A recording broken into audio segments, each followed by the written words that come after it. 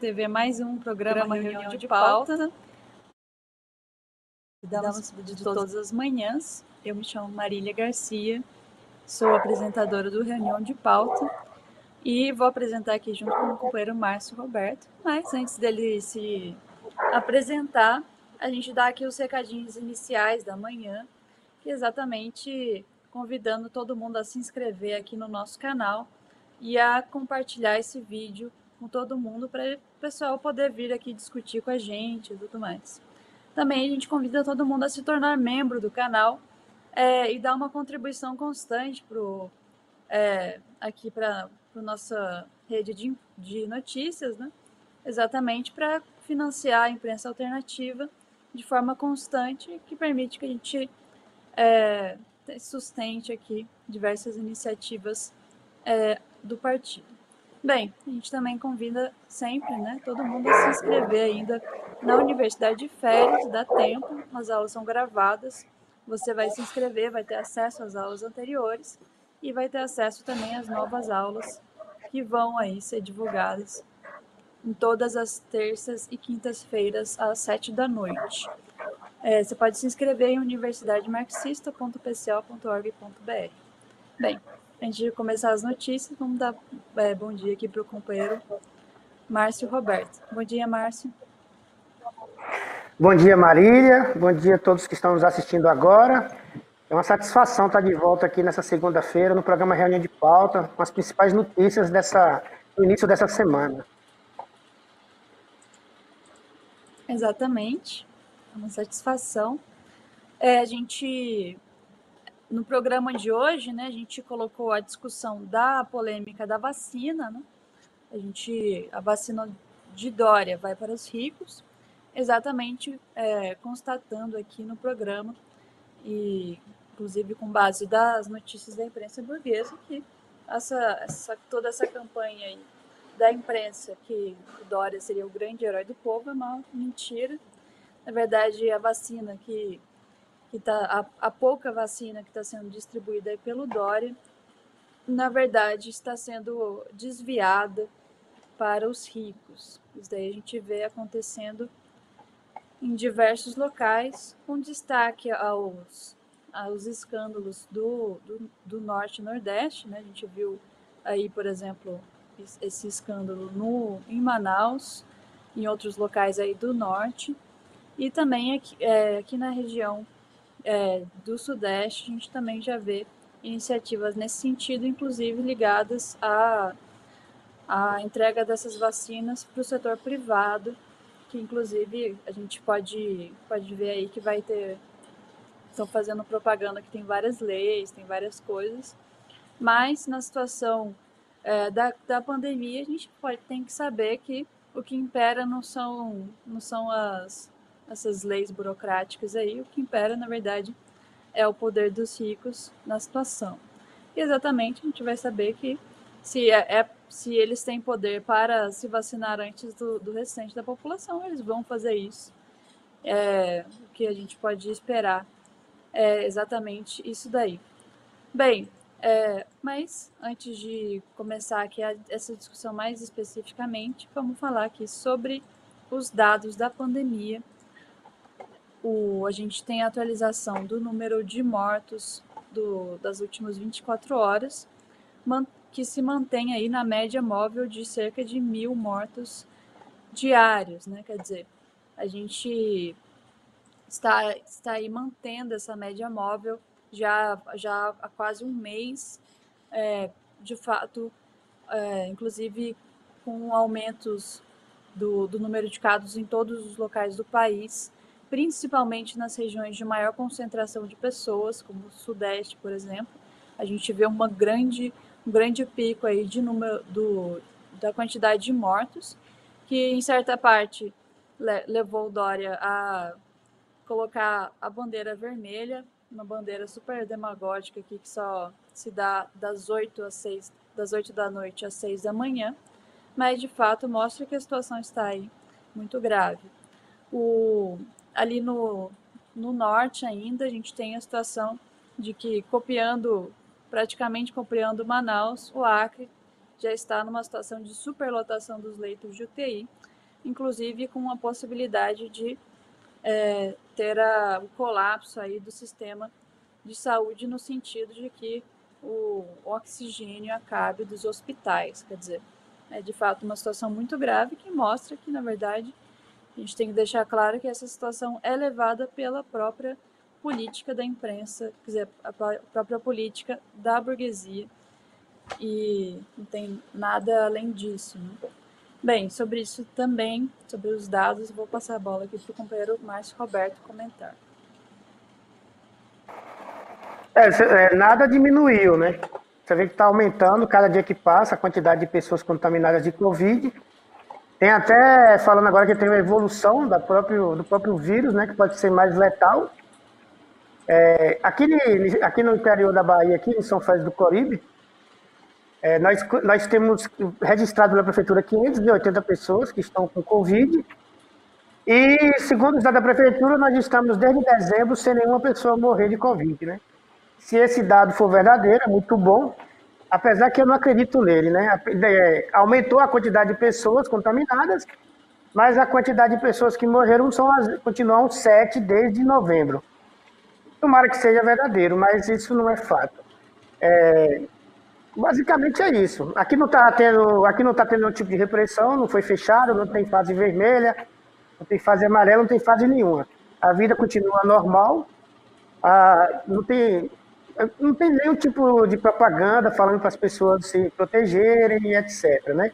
Apesar que fica até meio demagógico, porque a população continua trabalhando, as pessoas que saem para trabalhar na área rural de madrugada, pegam ônibus, continuam superlotados, os patrões não têm coragem de liberar álcool em gel nem máscara para os funcionários, os comércios aqui, aquela demagogia que tinha, um frasco de álcool em gel nas portas dos comércios para você entrar, não tem mais.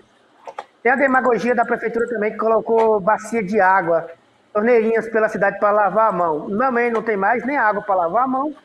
A discriminação continua. A população fica sem saber os verdadeiros números e a gente fica aqui às cegas para poder se proteger, né?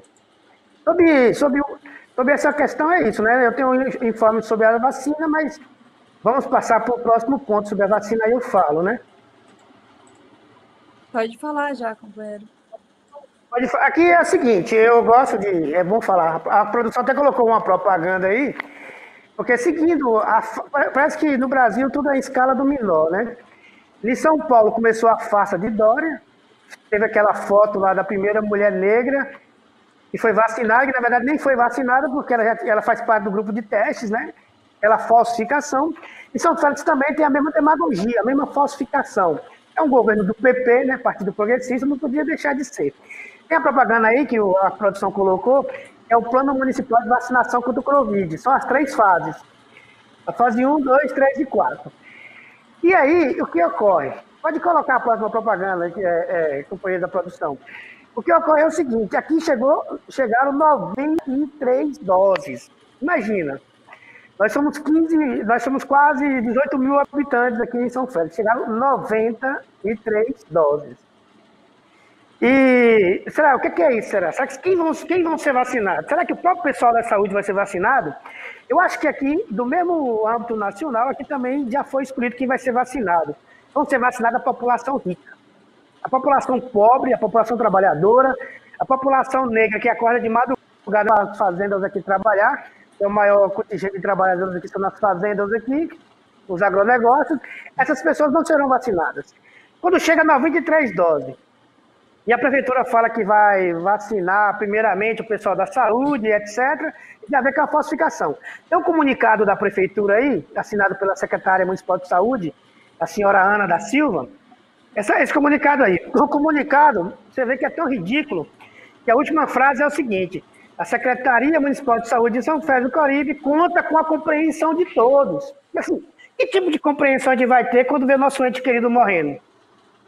Essa semana mesmo morreu um tio meu. Ninguém sabe do que foi. Sempre tem uma doença misteriosa. Nunca é Covid. Agora ninguém morre mais de Covid. Mas ninguém sabe do que a pessoa falece. Agora, a Secretaria Municipal de Educação vem com esse papo ridículo de pedir compreensão de todos. Quer dizer que não tem vacina aqui, não tem testes, ninguém sabe quem está doente, ninguém sabe o que fazer, não tem respiradores, não tem UTI, não tem nada, mas eu tenho que ser compreensivo. Compreensivo com quem? Com os assassinos?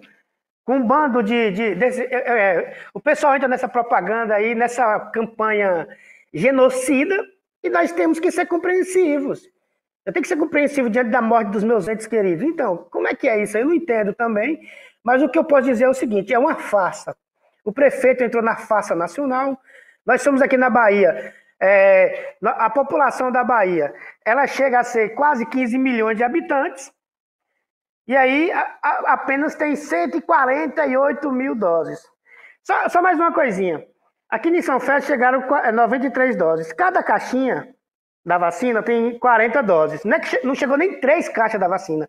O pessoal dividiu de tal forma fracionada a demagogia que chegou a 93 doses. Como é que eles fizeram essa contagem? Será que 93 só a quantidade de pessoas ricas que tem aqui na cidade? Deve ser isso, então. Por isso que eles contaram direitinho.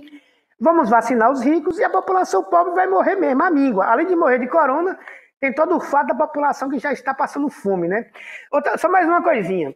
A gente não pode esquecer que o prefeito de São Félix do Corribe é o mesmo prefeito que distribuiu, presta atenção, companheira Marília e os demais ouvintes. Aqui em São Félix, durante toda a pandemia, foi entregue para os estudantes municipais menos de R$10 para alimentação. Não é R$10 por dia, nem R$10 por mês. Durante toda a pandemia, foi entregue uma única vez menos de R$10 para a família alimentar os seus filhos. O que é isso? Não é uma campanha para que as pessoas morram de fome ou não? Né? É isso aí. Eu acho que é isso sobre São Félix. Vamos para frente, né? Tem muitas mais notícias importantes para a gente falar. Bem, eu acho que essa foi uma questão importante, né? A situação ali de São Félix, ela é mais ou menos uma figura, né? Um quadro do que é a situação do interior do Brasil. Né? Não só do interior, né? Mas também das capitais. A gente tem essa situação, inclusive, pelo fato de que de todas as doses de vacina, que são 2,8 milhões de doses aí, quer dizer, 2,8 milhões de pessoas que poderão ser vacinadas pelo primeiro lote de vacinas. Isso daí diz respeito a apenas 4% dos 68,8 milhões de pessoas que estão na zona de risco ou na zona prioritária da vacinação. Quer dizer, isso daí já mostra que é uma quantidade irrisória, né? Se a gente fosse vacinar as pessoas nesse ritmo, a gente teria aí que esperar vários anos para conseguir acabar com a pandemia. Até agora, o Brasil vacinou apenas 580 mil pessoas de todas as milhões de pessoas aqui do Brasil. Quer dizer, de fato é uma quantidade irrisória que mostra que a campanha de verdade ainda nem começou. Né? Na verdade, isso aqui que a gente está fazendo, que a gente está vendo acontecer, é uma campanha política em torno do Dória. Quer dizer, para vangloriar o Dória, tudo bem, mas para vacinar a população, nada feito. Bem, essa é uma questão essencial exatamente porque a gente também está vendo aí uma série de falsificações na questão da lista de pessoas que foi vacinada. A gente saiu a notícia agora no Estadão que não só está havendo uma série de confusões em relação à distribuição da vacina, a gente vê aí cidades como Tabatinga, ali no norte, que receberam vacinas, tendo que devolver vacinas, e outros locais que nem receberam, quer dizer, uma loucura total. E fora isso, a gente nem tem a lista de pessoas que foram vacinadas para comprovar de fato que foram pessoas que estão na lista prioritária. Quer dizer, se não tem a lista, certamente essa vacina aí está escoando para os setores que são os setores aí mais privilegiados, digamos assim, da sociedade, os ricos, que vão tomar, certamente vão tomar a vacina primeiro. Isso daí é uma coisa óbvia, né? A gente tem uma situação no Nordeste em específico, a gente tem uma situação ali de um controle político dos grandes latifundiários e tudo mais, e imagina só se esses setores não vão tomar a vacina primeiro. Aqui no Sudeste também o negócio é semelhante com o controle dos setores mais ricos. Bem, acho que essa é uma questão, isso daí já diz respeito à situação da vacina. Não sei se o companheiro Márcio Roberto teria mais alguma coisa a comentar, senão eu proponho que a gente passe aqui para o próximo tópico. Não, vamos para frente, mas assim, eu acho que vai caber a força dos conselhos populares de saúde, né? A gente tem a tarefa aqui de fortalecer o conselho aqui, para que o conselho possa fiscalizar e vigiar as pessoas que realmente estão sendo vacinadas. Porque se seguir o mesmo plano dos testes, vão ser as pessoas, quem tem condições financeiras que vão ser vacinadas. Porque aqui nas clínicas, aqui nos laboratórios particulares, qualquer pessoa pode ir lá e pagar e fazer o teste. Mas se você vai nos postos de saúde, etc., você não tem condições. Pelo menos a experiência que nós temos aqui, que as pessoas que chegaram nos postos de saúde, infelizmente, faleceram, né? Tiveram que sair para a Vitória da Conquista, para Salvador, para Brasília, e não resistiram, ficar todos os dias sem respiração. Exatamente. Eu acho que esse comentário é importante, porque exatamente a gente tem cerca de 1 milhão de testes, se não me falha, milhares de testes no Rio de Janeiro, segundo a notícia aqui do G1, que estão tendo que ser armazenados aí enquanto a população não é testada, né? Quer dizer, eles guardam os testes e a população mesmo não... Era melhor gastar todos os testes, não sobrar teste nenhum e todo mundo ser testado, do que chegar a essa situação em que eles têm que gastar rios de dinheiro por causa dos custos do armazenamento, e os testes mesmo são utilizados na população. A gente sabe isso daí porque todo mundo aqui já teve uma suspeita de Covid e não conseguiu fazer o teste. Todo mundo tem uma história assim, senão o pessoal já conhece alguém que passou por isso. Então, quer dizer, é uma situação que é de conhecimento geral, porque exatamente a preferência do Estado capitalista é não guardar a vacina, guardar os testes para deixar a população aí morrer à míngua, né? Quer dizer, nem sabendo se tem Covid ou não. Bem, nesse sentido também a gente tem a situação do Enem, né? Quer dizer, toda essa polêmica da vacina, ela também está ligada aí à situação da juventude. A gente teve a realização do Enem com a aglomeração de milhões de jovens brasileiros. No dia de ontem foi o segundo dia do Enem, e exatamente por conta da pandemia, mais de 50%, quer dizer, 55,3% dos jovens se abstiveram do segundo dia do Enem, quer dizer, eles já acharam que não estava bem o suficiente no primeiro, falaram, se não estou bem o suficiente, não vou pegar Covid no segundo dia também.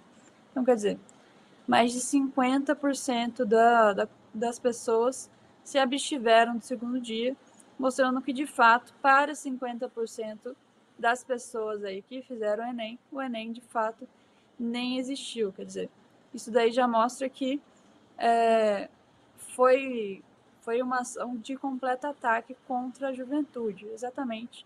Primeiramente porque não houve nenhuma aula, mesmo quem teve EAD não teve aula. A gente inclusive, tem a história aqui próxima de jovens do partido que não tiveram aula o ano inteiro, depois no final do ano tiveram que fazer uma prova michuruca e passaram de ano, quer dizer, é tudo uma falsificação. Inclusive outras histórias que as aulas eram dadas pela TV Justiça, sem nenhum tipo de tiragem de dúvidas, coisas assim verdadeiramente escandalosas. Isso tudo aconteceu no Brasil inteiro, quer dizer, os setores que realmente precisam do Enem, que não têm condições aí de fazer uma faculdade privada ou então fazer um vestibular específico, todos esses setores aí não tiveram condições de fazer a prova. A gente pode considerar que até mais de 50% das pessoas que fizeram o Enem não tinham condições de fazer a prova. Quer dizer, isso daí já mostra que foi uma falsificação, né Márcio? É isso mesmo, Marília. Da mesma forma da vacina, que está chegando para os... Também a população, os estudantes pobres, os filhos dos trabalhadores foram excluídos do Enem.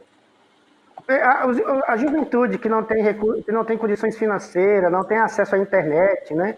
Não tem todos os inúmeros aparatos tecnológicos, não tiveram acesso a isso, ficaram de fora do Enem. E o Enem foi realizado no momento da pandemia, assim, do momento maior, no pior momento da pandemia, não teve nenhum plano de contenção.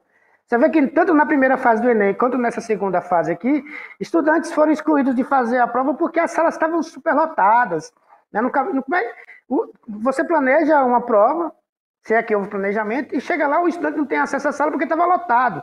Não teve plano nenhum de contenção, não teve nenhum interesse, né?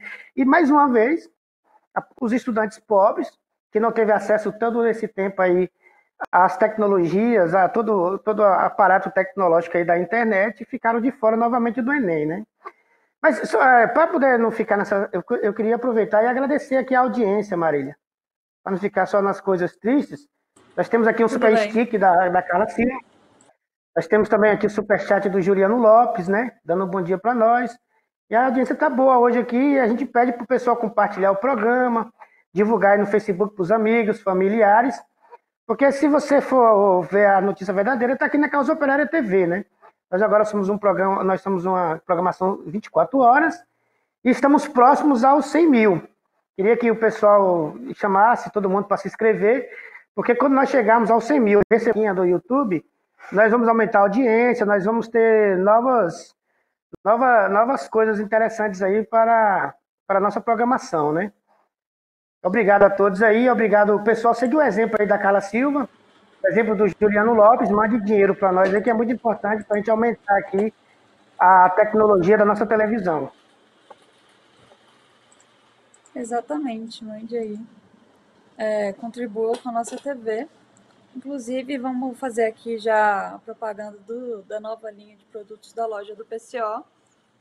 A loja do PCO lançou a linha do Engels, né, 200 anos do nascimento de Engels, que foi no final do ano passado.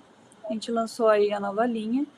A gente da loja do PCO está lançando novas linhas a cada 15 dias, então você pode esperar aí milhares de novos produtos sendo lançados para você não só fazer propaganda do comunismo, da esquerda, mas também ajudar a financiar a luta independente e alternativa aqui, a luta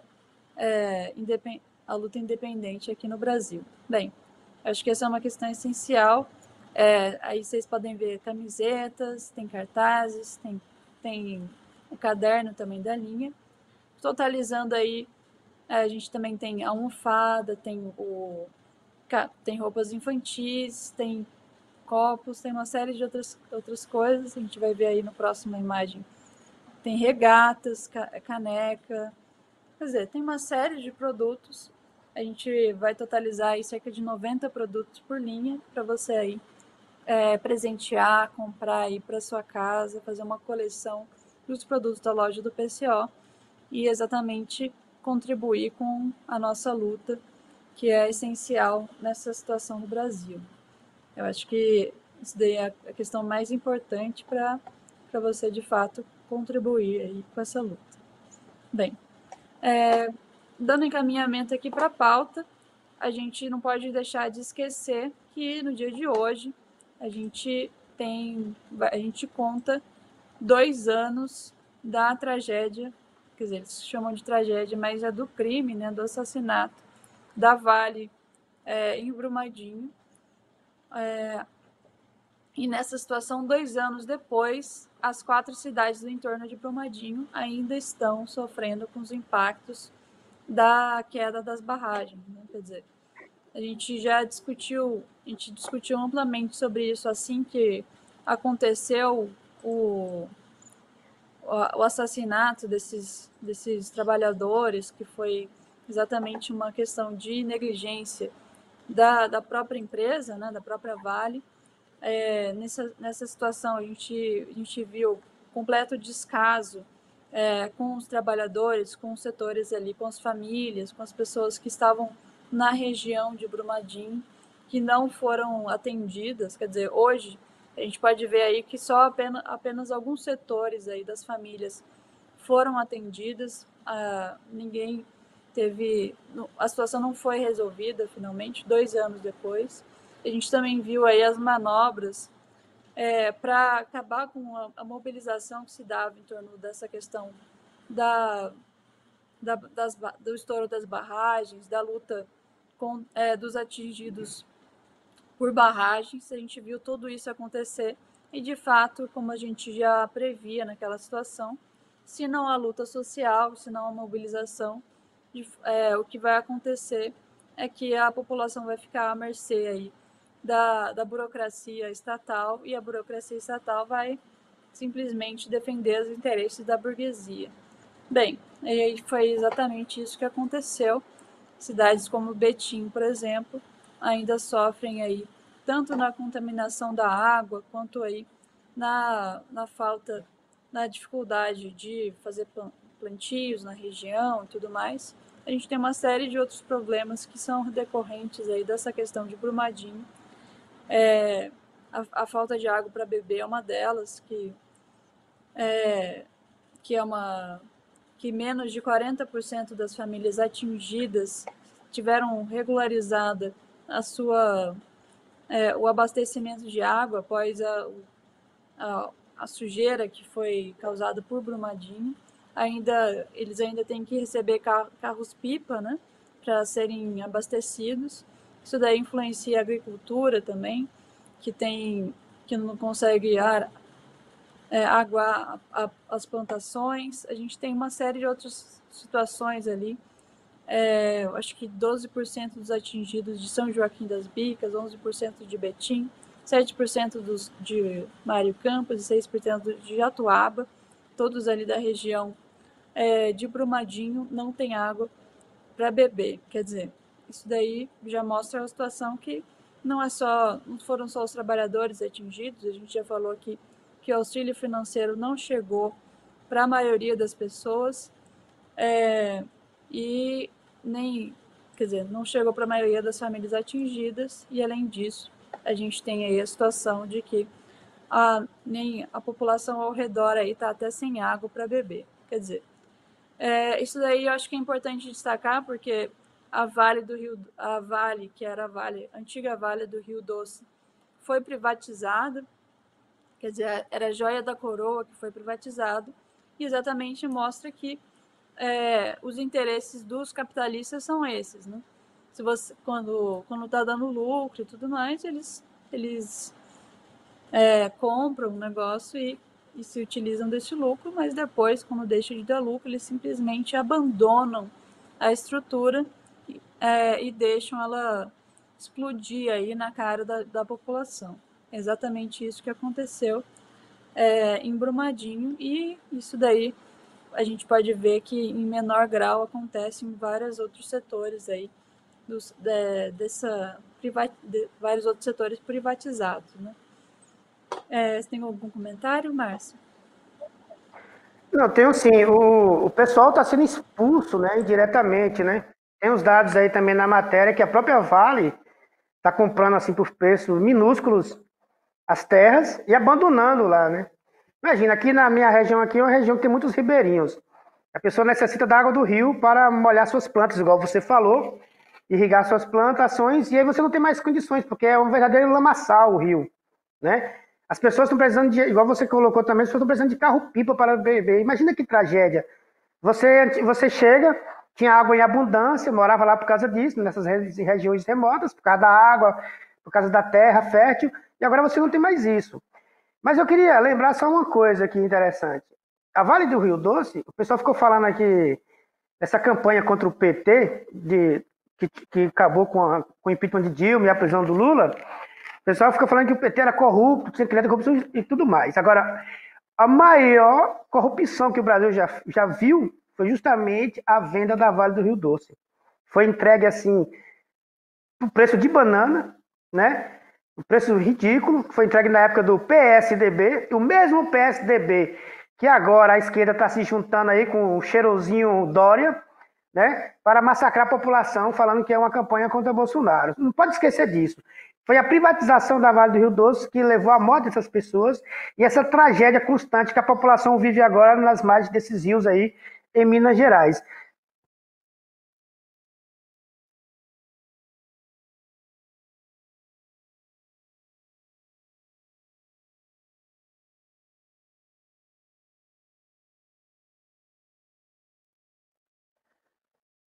O microfone.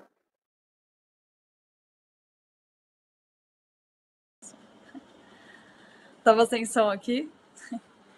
Bem, retomando, a gente tem a situação.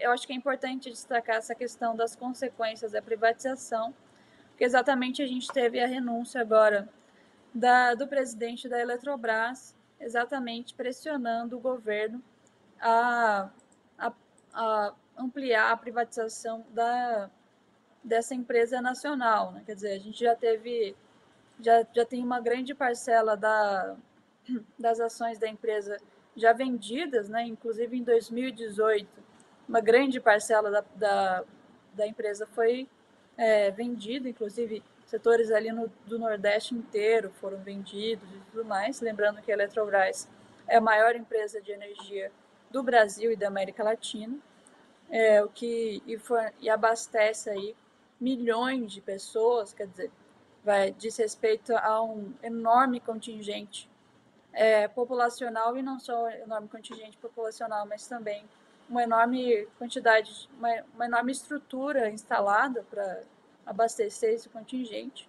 Como a gente já viu, a privatização funciona desse jeito. Eles esperam a rede pública instalar, gastar todos os custos da instalação do contingente de distribuição e tudo mais, e depois disso eles vão lá, igual aves de rapina, para tentar pegar toda essa riqueza para o seu próprio benefício. Exatamente nesse sentido, o presidente da Eletrobras, que era Wilson Ferreira Júnior, ele renunciou ao fato, ele renunciou ao cargo, já falando que era por motivos pessoais e tudo mais, mas a questão essencial é que ele era um grande crítico aí do fato de que não foi privatizado, quer dizer, inclusive dos setores que pressionavam o governo Bolsonaro para aumentar as privatizações, e também pressionavam, inclusive, Paulo Guedes, que prometeu, mas não conseguiu fazer aí toda a pauta de privatizações do governo. Bem, companheiro Márcio? Não podemos esquecer que ele foi colocado por Michel Temer, né?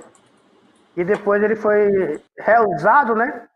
A palavra é essa, porque esses animais eles são usados aí para poder atacar a população. São os salafrários aí, que é contra o patrimônio público, e ele está saindo do cargo justamente porque não está conseguindo privatizar. E todo mundo que está nos assistindo já deve estar ciente disso, porque esses planos políticos aí, que tirou a Dilma, colocou Lula na cadeia, colocou o Bolsonaro, o plano é esse. É acabar com tudo que é público no Brasil. E como ele não conseguiu privatizar, ele está saindo do cargo, né? Ele ainda está no cargo, ele vai sair só dia 5 de março, não tem ainda o sucessor, mas ele está indignado porque acha que está muito difícil, a campanha é muito difícil para privatizar essas coisas. O governo anunciou que vai fazer 6 grandes privatizações esse ano de 2021. Você vê, né? Nós estamos no meio da pandemia. Nós estamos usando uma vacina aí que custa mais de $20 a dose. Aí chega o sequelado aí e quer privatizar todo o Brasil, pegar todos os recursos brasileiros e entregar para as empresas privadas. A gente mostrou na matéria anterior, na pauta anterior, que tudo isso aí, essas privatizações, quem sofre unicamente sofre as pessoas pobres. Os moradores da Beira do Rio estão passando fome agora, que não tem nem auxílio. A gente viu lá no norte do país, né? O estado inteiro ficou sem energia. Agora o estado inteiro ficou sem oxigênio. Isso aí por causa de quê? Por causa das privatizações. Esses elementos aí, inimigos do povo brasileiro, esses amantes aí do estrangeiro, né? E amantes dos Estados Unidos, e bota aí do imperialismo, querem acabar com tudo que é público no Brasil para que a população pobre sofra e morra à míngua, né?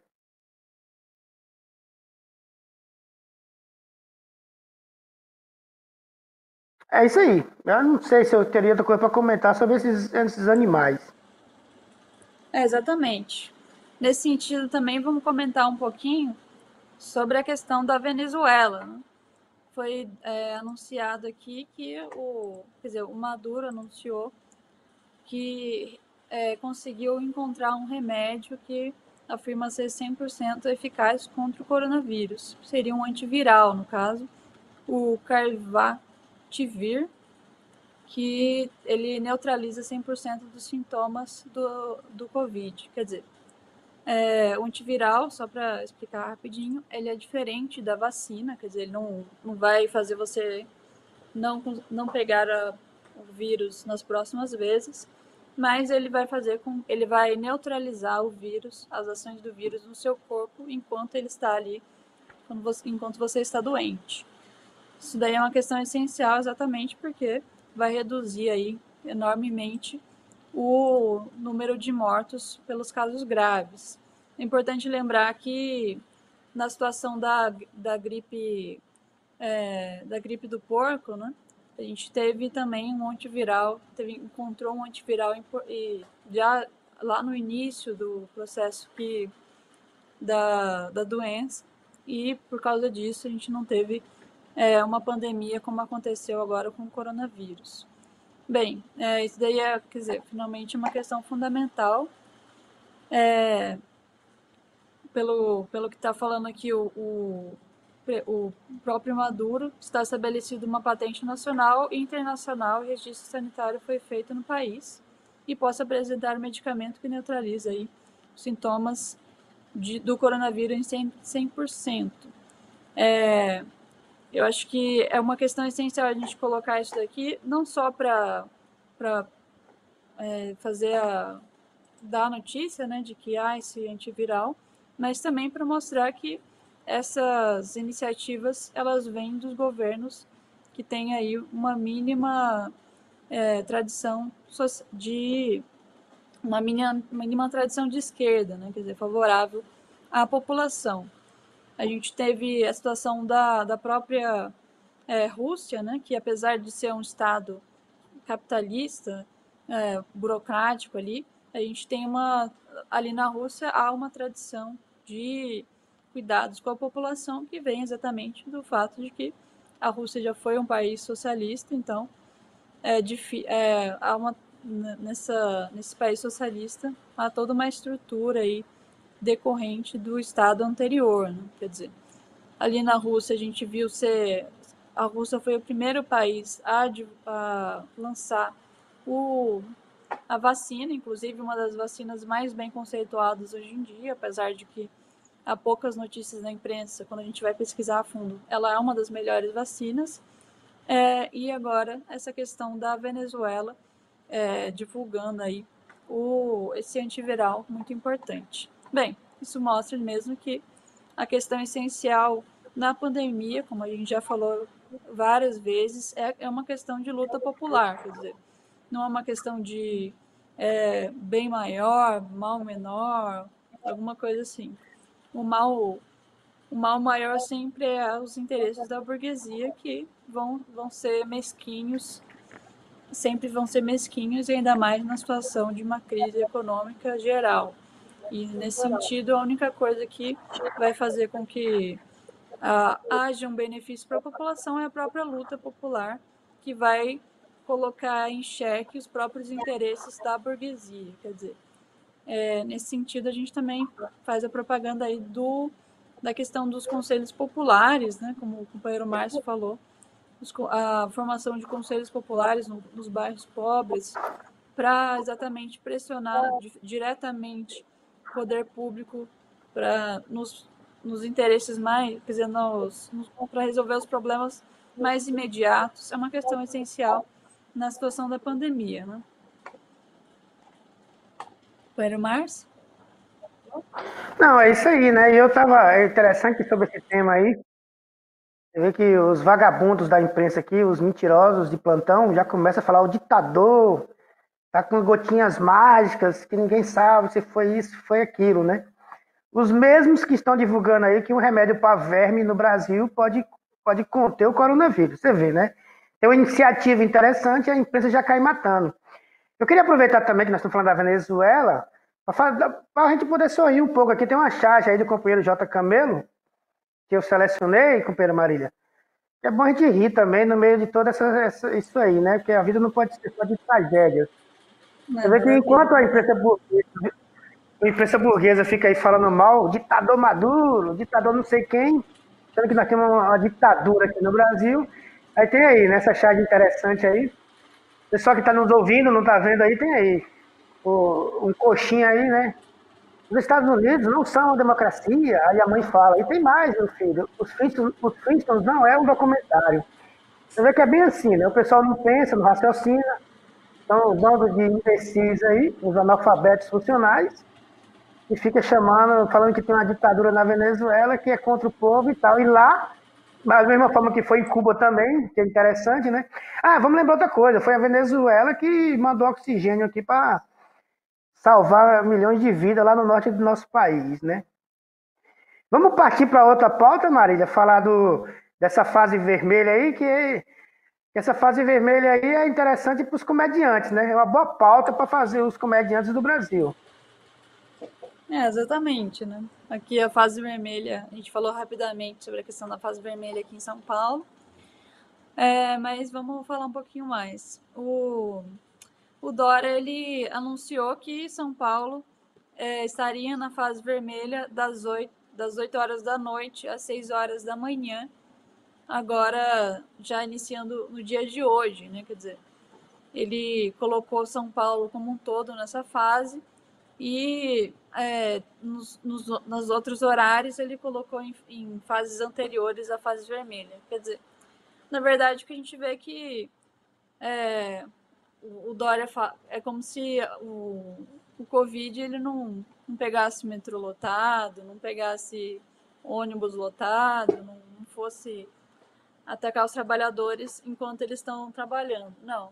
Na verdade, o Covid só é transmissível aí de noite, quando o trabalhador vai descansar, vai pro bar ali beber uma cervejinha. Daí sim, o Covid é perigoso.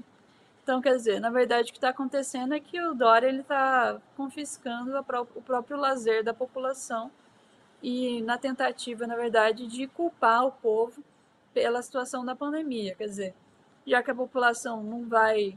Ele vai tentar confiscar, mas como é um absurdo total, a população já pega metrô lotado todos os dias e tudo mais, eles não vão aceitar isso daí. E, finalmente, isso daí vai ser refletido na imprensa como culpando o próprio povo pelo aumento do número de casos, como aconteceu na questão das festas de fim de ano. A gente viu aí ser ensaiado na imprensa burguesa que as festas de fim de ano seriam as grandes culpadas por essa nova onda aí de coronavírus e não, quer dizer, não seria um problema da política geral do governo, mas sim uma questão individual aí das pessoas que quiseram comemorar o ano novo, né? Quer dizer, uma questão absurda.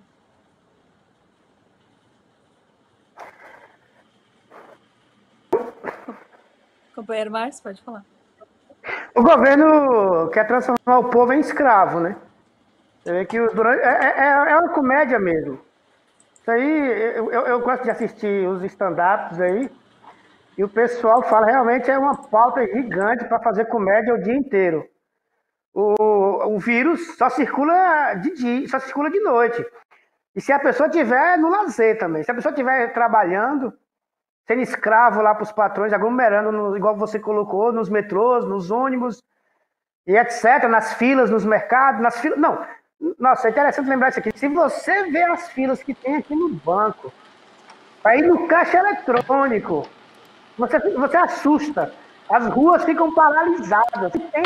Cidade pequenininha dessa aqui, são centenas de pessoas nas filas para sacar os seus dinheirinhos. Então é ridículo. O pessoal vem da zona rural, por exemplo, precisa do auxílio, do apoio aí dos funcionários do banco. Isso realmente é uma verdadeira admiração. Mas nesse momento o vírus não propaga, né? O vírus não dissemina. Só dissemina se o trabalhador sair para jogar um futebolzinho à noite, se o trabalhador sair para ir no bar tomar uma cervejinha, se o trabalhador resolver fazer a festinha de aniversário da sua filha com os seus familiares mais próximos. O que não falta aqui na imprensa burguesa são centenas de festas aí que a polícia chega e invade a casa, bate nas pessoas, prende pessoas, porque estão ali com 10, 15 pessoas fazendo uma festinha. Porque nessa hora da festa, na hora do lazer do trabalhador, o vírus propaga. Agora, se o cara pegar metrô lotado, se o cara pegar os ônibus lotados, se o cara pegar filas gigantes, aí não, isso aí não tem vírus, não. Mas seria interessante agora a gente partir para uma coisa interessante, né, Maria? Falar de coisa boa agora novamente. Uma das coisas maravilhosas que está acontecendo no Brasil e no mundo é a nossa magnífica Universidade de Férias, né? A Universidade Marxista. Vamos falar dessa coisa maravilhosa agora para encerrar o programa? Vamos falar. Bem, a gente já está com o tempo estourado aqui no nosso programa. Antes de a gente finalizar, vamos convidar todo mundo a assistir a Universidade Marxista, nossa universidade de férias, né? A gente costuma fazer a universidade de férias ao vivo, presencial num acampamento de férias, mas como na situação da pandemia, a gente está fazendo a universidade de férias online, o que possibilitou também a gente ter um grande recorde aí de mais de 1.000 inscritos. Agora a gente já tem mais de 1.000 e poucos inscritos. Quer dizer, pessoas que pagaram o curso e estão assistindo aí a nossa universidade de férias. Quer dizer, de fato mostra que a população tem interesse por política e a gente está aí exatamente para suplantar esse interesse com a nossa com a campanha política aí do nosso partido. Bem, a gente convida todo mundo a se inscrever, é uma taxa módica de R$100, baratíssimo, para você ter um curso aí de 16 aulas, que está acontecendo todas as terças e quintas às 7 da noite, na plataforma, né? Você tem que acessar a plataforma e vai acontecer entre janeiro e fevereiro. Bem, uma coisa também que é essencial é que a gente está fazendo grupos de estudos em todas as regionais do país, exatamente para as pessoas tirarem dúvidas, discutirem ali com a direção do partido, exatamente para a gente ter um esclarecimento individualizado da situação. Bem, eu acho que é isso, né? Não sei se o companheiro Márcio Roberto gostaria de falar mais um pouco. Eu já vou aqui me despedindo. Sou apresentadora de reunião de pauta e a gente se vê amanhã aqui em mais um novo programa. Até logo, Márcio. Até logo, Marília. Até logo a todo mundo que está nos assistindo ao vivo e vai assistir depois. E dizer só mais uma coisinha. Estamos com mais de 89 mil inscritos. Precisamos chegar primeiramente aos 100 mil para ter uma nova fase aqui, a audiência no YouTube. Muito obrigado e até segunda-feira que vem.